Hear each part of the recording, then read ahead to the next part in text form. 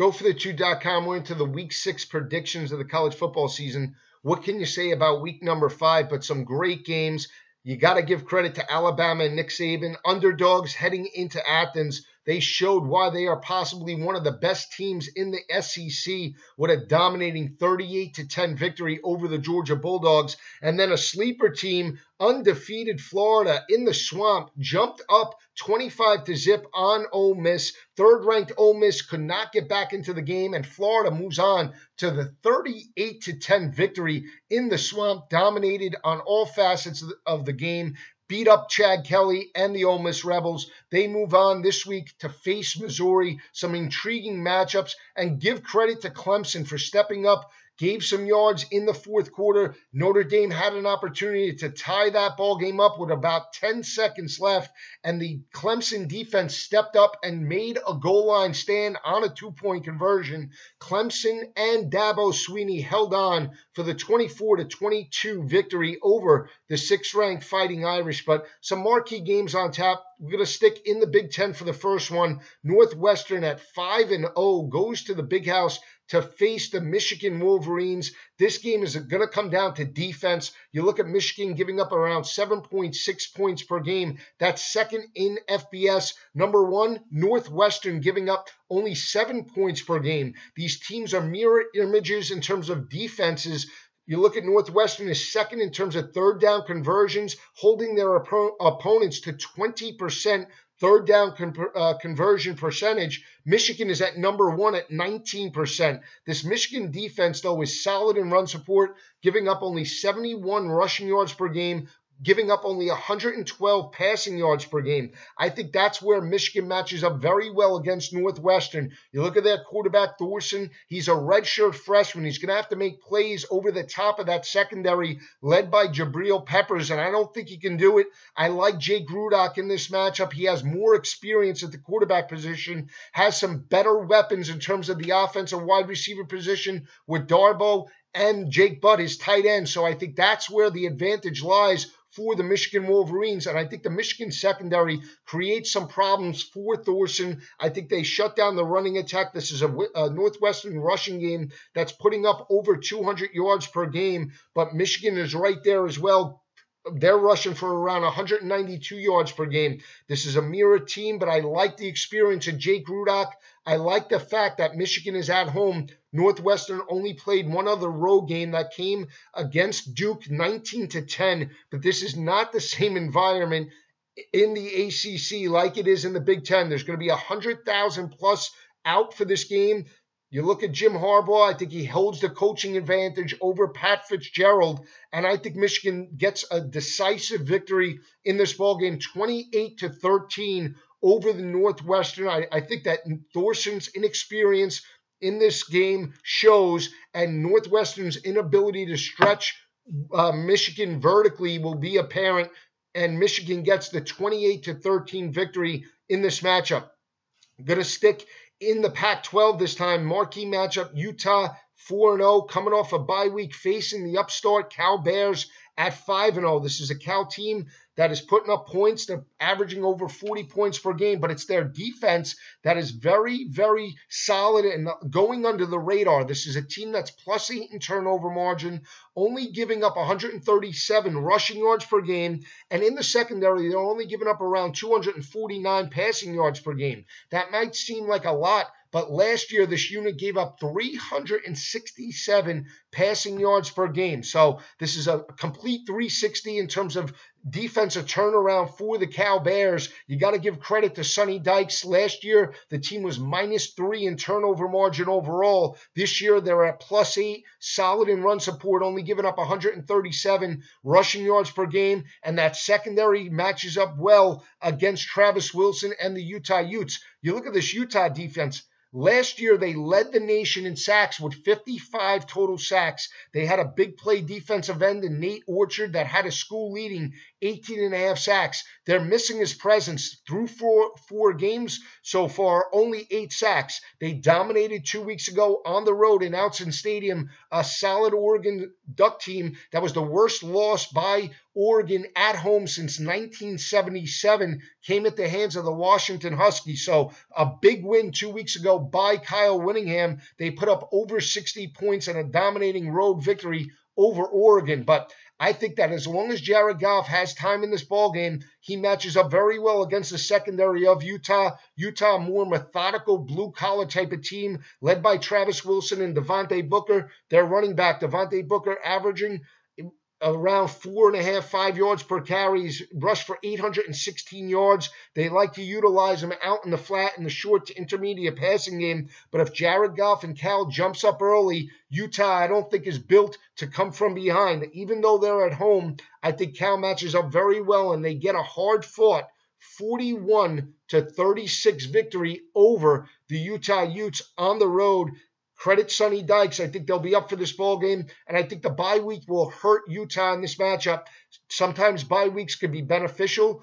Other times they could be detrimental in terms of disrupting timing both on the offensive line and defensive line. So I'm looking at that as a key factor in this matchup too, and that's why Cal gets a close, hard-fought road victory, 41-36 over Utah. Another intriguing matchup is Boston College at home on homecoming, facing Wake Forest. Boston College has the number 1 ranked statistical defense, giving up around 135 total yards per game. They're only giving up 43 rushing yards per game. They're giving up 96 passing yards per game. That's the number 1 ranked statistical defense in college football. They're banged up on the offensive side of the ball, but I don't think it matters in this matchup. You look at that game last week, a tough road loss to Duke, 9-7. They were very solid in terms of red zone defense. They match up very well on the offense and defensive lines against Wake Forest. This is a Boston College team that has 15 sacks on the year. You look at the Wake Forest offensive line, they're allowing 17 sacks through 5 ball games. So keep that in mind in this matchup. I think the offensive line has some holes for Wake Forest. They have a new quarterback, Hitton, who came on when Wolford did get hurt. He's probable for this game. We're not sure if John Wolford does return, but I don't think it matters. I think it's the Boston College defensive front that dominates this ball game, and I think Boston College picks up a methodical victory, but I think it's decisive. I think it's 30-13 over the Wake Forest Demon Deacons. I don't think Wake Forest matches up well on the offensive defensive lines, and I like Boston College at home. Another intriguing matchup, Clemson at home against Georgia Tech. This is a Georgia Tech team that's dropped 3 straight. Clemson overall 3-2 versus Georgia Tech the last 5 years by an average margin of victory of 18 points per game. So they've dominated when they won this matchup. Last year, Georgia Tech did get a 28-6 victory over the Tigers, but Deshaun Watson got hurt in the first quarter. Cole Stout came in as backup, threw 3 interceptions, 2 of which got returned for touchdowns, forced Clemson out of their game plan. They had to play catch-up, and Georgia Tech wore them down methodically in Atlanta. Don't think that's the case in this matchup. This is not the same Georgia Tech offense. They're not built the same way as they were last year. Even though they're averaging 311 rushing yards per game, they're struggling in offensive consistency in the passing attack. Justin Thomas only completing 45% of his passes. They're only averaging 127 passing yards per game. They have offensive wide receiver inexperience, and I think that advantage holds to the Clemson defense. This is a Clemson defense only giving up 113 rushing yards per game. They match up very well in the secondary, and I think Clemson holds a significant advantage on the edge in this matchup. Shaq Lawson and Dodd, the defensive line, very solid in run support, and I think that's why Clemson dominates this matchup. I think Deshaun Watson, Artavis Scott, and Gallman have a big day. They're coming off an emotional victory against Notre Dame, but I think they'll be focused. It's an ACC game. Look for Dabo Swinney and the crew to be focused, and they get a dominating 42-20 victory over Georgia Tech. Don't think Georgia Tech can play with Clemson if Clemson jumps out in front and Clemson up-tempos Georgia Tech. That could be a long day for Justin Thomas, and I think Clemson does pick up the 42-20 victory on Saturday. Another intriguing matchup, Alabama Arkansas. Arkansas lost this ball game 14-13 last year in Fayetteville. They fumbled the football going into the end zone. They outgained Alabama. They held Alabama to only around 227 total yards of offense. They held Amari Cooper in check. I know it's not the same team, but Arkansas has been playing well over the last few weeks. They dropped 2 weeks ago to Texas A&M, but had the right game plan in place, lost that game in overtime. They bounced back with an emotional victory last week on the road in Knoxville, methodical. I like the way they run the football. They're averaging over 204 rushing yards per game. Alabama's coming off an emotional victory on the road against Georgia. Next week, Alabama plays Texas A&M. I think this is a tough spot for Alabama. I don't think Alabama loses this game, but I think Arkansas challenges Alabama from start to finish, looks to get Alabama into a very blue-collar, methodical type of game to rely on that heavy offensive line. I think Arkansas cannot afford to get into a shootout. I think they look to run the football.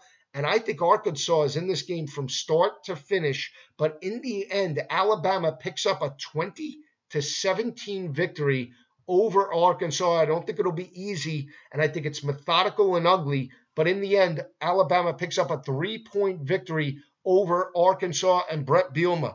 Another interesting matchup is TCU travels to Manhattan, Kansas to take on Bill Snyder and the Wildcats. Wildcats played very well on the road in Stillwater, lost that ball game on a last-second field goal by Oklahoma State. But you look at this, two things about this TCU and K-State team. Last year, TCU was allowing 120 rushing yards per game. Entering this matchup on the road in Manhattan, they're allowing 174 rushing yards per game. On the flip side, this Kansas State defense has only given up around 72 rushing yards per game. They're methodical, they're disciplined, same type of MO as Arkansas. I think they're going to look to slow down the tempo of Trev Boykin and rely on that defensive line, force Trev Boykin to methodically work down the field. And I really think K-State is going to be in this matchup. I don't think it's going to be easy for TCU to get this victory. I think TCU gets a hard-fought victory. They're living dangerously, but I think Kansas State is in a position to pull off the upset in this game. But in the end, Kansas State loses by 4. I think 34-30. TCU picks up the victory on the road in Manhattan, Kansas. Don't think it'll be easy, but it's a methodical victory by the Horned Frogs. They stay undefeated, but credit Bill Snyder with a great game plan, and the Wildcats will be in this game from start to finish. My upset special is a little odd, but Virginia coming out of a bye week. They haven't looked good. They're coming off an emotional loss to Boise State 2 weeks ago on Friday. I think this is a very tough spot, but somehow, some way, Virginia and Mike London get it done against Pittsburgh. This is a Pittsburgh team that Virginia won last year, 24-19. They match up very well against Pittsburgh. Pittsburgh coming off a methodical 17-13 victory over Virginia Tech on the road. They're not a flashy team, Pittsburgh. They're methodical. They have their wide receiver Boyd and Voidick, the quarterback. I like the way they're playing, but I don't think they can blow out teams. I think they rely on the running attack. I think that plays right into Virginia's strength. This is a Virginia team that has extra time to prepare. This is a team that's 1-3. They need to put their best foot forward to save their season. It's an ACC game, and I like Mike London and the crew coming out of a bye week to shock Pittsburgh on the road. I don't think it'll be easy, but I look for Taquan Mizell to have a big day, and I look for the Virginia Cavaliers to pull off the upset victory 24-20 over Pittsburgh. I like the fact that Virginia's coming out of a bye week. They're blue collar. I think they put that game against Boise State behind them. The extra week will benefit this team, and I like Virginia in the upset 24-20 over the Pittsburgh Panthers this coming weekend. Some great games on tap. It doesn't get better than this. This is why we love college football. You can follow my radio show on Yahoo Sports Radio Network every Saturday, 10 a.m. through 11 a.m. We'll talk about the biggest games outside these games. On Saturday, we'll talk about Miami, Florida State. We'll talk about some other big ones this coming Saturday. This is why we love college football. Stay with me at GoForThe2.com.